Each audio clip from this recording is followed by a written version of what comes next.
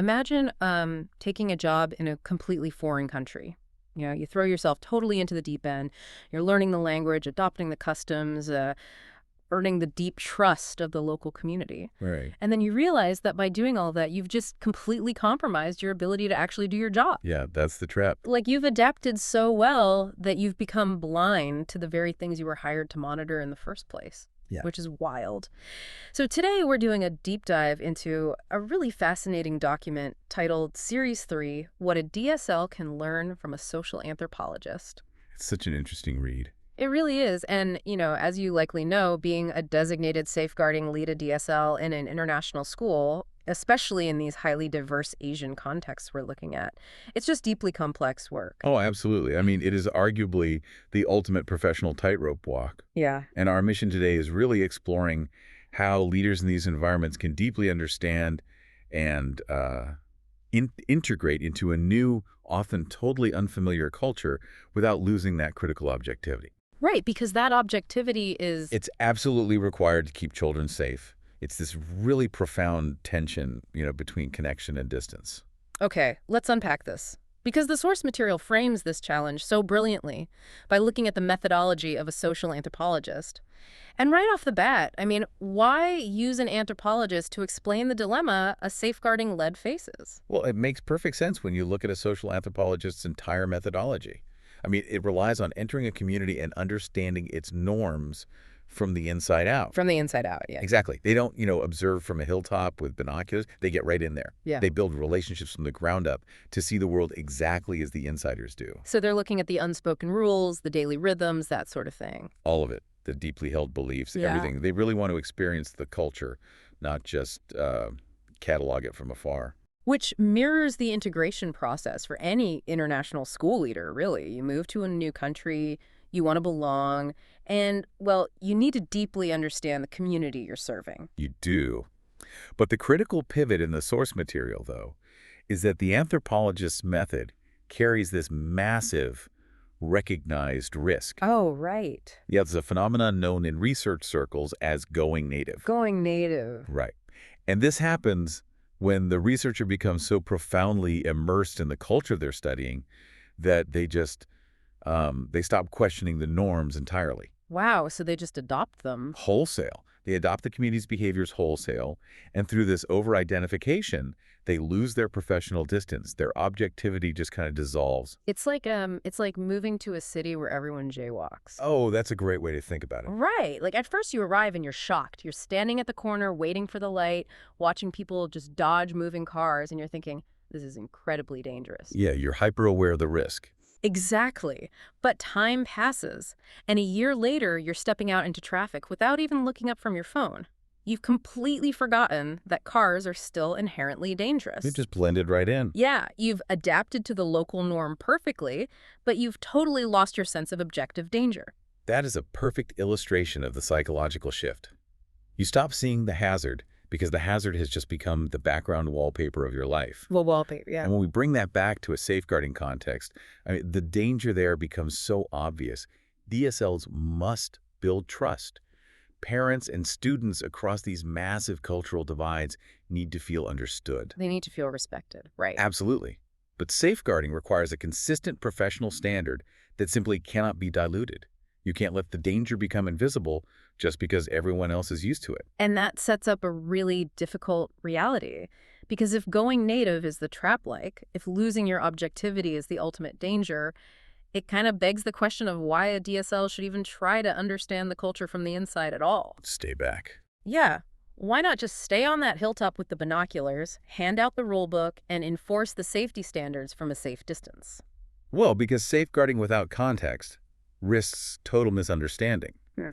The anthropologist principle reminds us that understanding requires listening, observing, and, immersion. Right, you can't just apply a generic template. Exactly. If a safeguarding lead tries to enforce rules without any cultural awareness, they will routinely fail to recognize what is actually happening right in front of their faces. Give me an example of that. So the text gives some really specific examples where contextual understanding is vital. Things like family dynamics, communication styles, and cultural attitudes toward authority. Let's think about communication styles for a second. Like, if a student avoids eye contact with an adult, a professional from a Western context might read that as, I don't know, a sign of evasion. Or deceit, yeah. Or perhaps even trauma. Right. But in another cultural context, lowering your eyes when speaking to an adult is actually a profound sign of respect. Precisely. Yeah. And without the context, you completely misread the signal. You'd be trying to solve a problem that isn't even there. And missing the problems that are. The text also highlights cultural attitudes toward authority, which is huge. In many Asian contexts, deference to elders and authority figures is deeply woven into the societal fabric. It's just how things operate. Yeah. So a child might not disclose harm because questioning an adult or bringing shame to a family structure goes against everything they have been taught since birth. Oh, wow. And if a DSL doesn't understand that immense cultural pressure, they might just assume that silence means everything is fine. Missing the fact that the silence is structurally enforced by the culture itself. Exactly. Wait, let me challenge you on that, though, because I really want to clarify the boundaries here. Here, go ahead. If an international school is highly respectful of these local cultural attitudes toward authority, like if they deeply understand that deference to elders is paramount, aren't they risking letting the local culture dictate the safety rules? Ah, I see what you're saying. Right. If deference is the norm and the school respects the norm, aren't they basically giving a pass to a system that silences children? I mean, where is the line? That friction is exactly what the source addresses next. And the resolution they offer is that understanding is not the same as accepting. Understanding is not accepting. Right.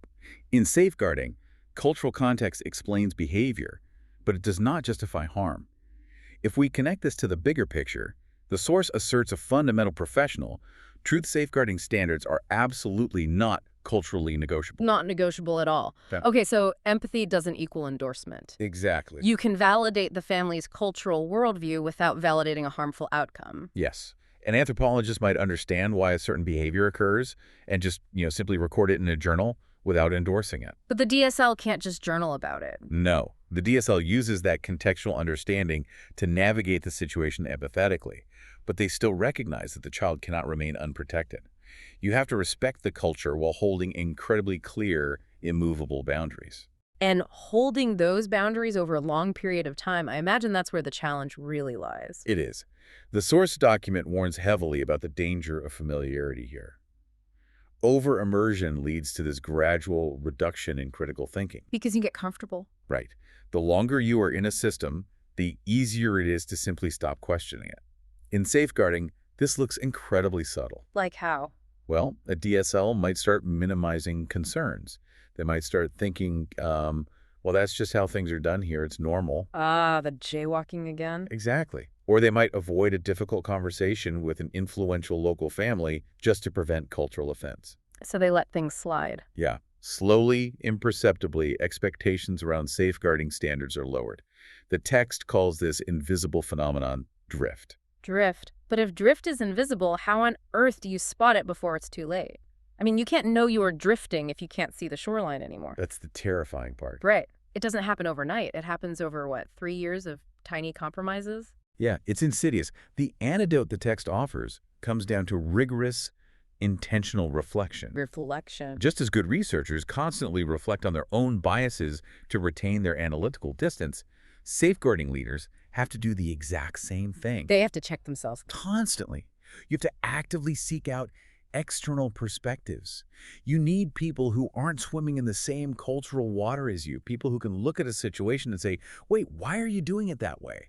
So you need an outsider's view. Yes, because without actively challenging your own complacency, connection ultimately compromises your judgment. You essentially have to build in a systematic disruption of your own comfort. You have to force yourself to step out of the traffic and look at the cars again. That's a great way to put it. But this actually brings us to a really critical turning point in the document, because we've been leaning heavily on this anthropologist analogy to understand the balance of immersion and distance, right? You have. Yet the source highlights the exact moment where the anthropologist playbook totally fails the safeguarding lead. It does. The source includes this section titled The Honest Bit, which is where the analogy just breaks down. Right. Up to this point, the traits of the anthropologist seem entirely admirable. Okay. But a social anthropologist's job is ultimately observational. They're just watching. Right. They are there to study, to document, to analyze. But a designated safeguarding lead's job is definitively not just observational. And here's where it gets really interesting for me. Because an anthropologist takes notes, but a safeguarding lead has to take action. Yes, exactly. You cannot remain neutral in the face of harm. If an anthropologist sees a cultural practice that crosses a line, their mandate might be to write a detailed ethnographic paper about it. Right, they document it for academia. But if a DSL sees a practice that crosses the threshold of harm, their mandate is to intervene and stop it. It's the difference between studying how a fire started and actually putting the fire out. What's fascinating here is the sharp contrast drawn between the two roles. Safeguarding is not purely observational. Intervention is strictly required when thresholds of harm are met, regardless of the cultural backdrop. Regardless of it, yeah. The anthropologist seeks understanding and maintains analytical distance for the sake of research.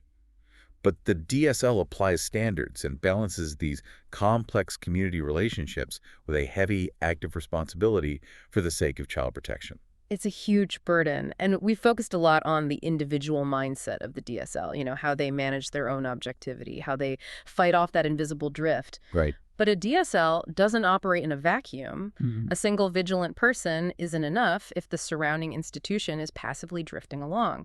So how does an entire international school system adopt this delicate balance practically? Yeah, that's the big question. The text transitions from the individual to the broader system-wide application by exploring what they call the leadership layer. The leadership layer, okay. This is about building a culturally intelligent system. Leadership has to become both sensitive and strong. The foundation must be rooted in belonging and identity. Meaning what, exactly? Meaning the school explicitly respects cultural diversity while simultaneously maintaining an inclusive safeguarding practice that protects absolutely everyone. Right, but how do they actually build that out practically? I mean, culturally intelligentism sounds great in a brochure. Oh, for sure. But what does it look like on a random Tuesday afternoon when a teacher is dealing with a complex disclosure? How do you train staff to overcome the very real fear of causing deep cultural offense? That is the most crucial part of the practical application. The text outlines creating developmental pathways where both students and staff are actively taught to navigate these cultural complexities. So not just a handbook. Definitely not. Practically, this means moving away from those generic one-size-fits-all safeguarding presentations and moving towards scenario-based training that is heavily localized. So they use real local examples. Exactly. For example, instead of just telling staff to report everything, a culturally intelligent training session would involve role-playing specific, highly nuanced situations they might actually face in that particular country. Like role-playing how to handle a situation where a student's injury is tied to a culturally accepted disciplinary practice. Yes. You'd actually have staff practice having that specific conversation. Precisely. You have staff practice having the conversation where they validate the parent's cultural context, but they firmly hold the boundary of the school's safeguarding policy. That sounds incredibly uncomfortable. It is, but it's about building the muscle memory for those incredibly uncomfortable conversations before they actually happen. That makes total sense. Furthermore, it involves adjusting reporting matrices. What do you mean by that? Well, in high-power distance cultures, a local teaching assistant might feel it is incredibly inappropriate or even professionally ruinous to report a concern about a senior expatriate teacher. Oh, because of the hierarchy? Exactly. A culturally intelligent system recognizes that barrier and creates alternative, perhaps anonymous or culturally moderated, pathways for reporting. That makes perfect sense. You can't just slap a Western reporting structure onto an Eastern hierarchical framework and expect everyone to feel comfortable using it. No, it just won't work. You have to design the system to account for the actual cultural dynamics at play. And the system also has to address language and nuance. In many international settings, the primary language of the students and local staff is not the native language of the leadership team. Right. A culturally intelligent safeguarding system ensures that translators or cultural liaisons are integrated into the process, and not just to translate words, but to translate cultural meaning. To provide the context. Yeah, they help the DSL understand the gravity or the context of what is being shared, ensuring nothing is lost in translation. So it's really about equipping the entire staff with both the cultural intelligence to understand the nuance and the institutional backing to enforce the standard. You give them the tools to understand the why behind a behavior, but you also give them the unwavering support to say no when a boundary is crossed. And to measure if this localized, practical approach is actually working, the text poses the ultimate litmus test for any organization. Which is? It asks, are your safeguarding practices culturally informed or culturally compromised? Wow. Culturally informed versus culturally compromised. Yeah. So culturally informed means you are actively using your deep understanding of the local culture to apply your safety standards more effectively. Yes. You understand the power dynamics, the communication styles, the family structures, and you use that knowledge to protect children better. And culturally compromised. Culturally compromised means you've let your desire to respect the culture actually lower your safety standards. Like you've allowed the context to become a concession. That distinction separates an effective international school from a negligent one. Culturally informed practices strengthen the safety net by tailoring it to the specific shape of the community. Whereas culturally compromised practices just leave gaping holes in the net because the institution was simply too afraid to offend anyone. That is such a powerful way to frame it. So what does this all mean for you, the listener? Whether you work in an international school, a multinational corporation, or, really any environment where different cultures and expectations collide, let's synthesize what we've unpacked today. It applies everywhere. It really does. The source's final reflection brings it home beautifully. The ultimate goal when entering any new complex system is understanding without losing clarity. Yes. It is deep connection without losing your judgment. And it is achieving profound cultural awareness without ever compromising on your fundamental safety standards. That tightrope. Exactly. You have to get close enough to truly understand the people you are working with, but remain distant enough to see the reality of the situation objectively. It is a phenomenal framework for professional integrity in any field. The source leaves safeguarding leaders with a deeply chilling question, honestly.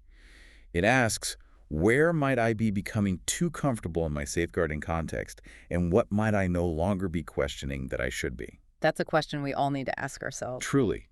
Think about your own workplace, your own community, your own industry. What behaviors, what risks, or what everyday ethical blind spots have you simply stopped noticing because they match the wallpaper? The wallpaper effect. Right. Are you still actively observing your environment with a critical eye, or have you already gone native without even realizing it? Have you stopped looking at the cars when you step into the street? It's incredibly easy to let the murky waters of a new environment wash away the sharp, clean lines of your professional standards. But the true mark of leadership isn't just adapting to the norm. No, it's knowing exactly when to challenge it. Knowing exactly when to challenge it. Thank you so much for joining us on this deep dive. Keep observing, keep reflecting, and most importantly, keep questioning the world around you.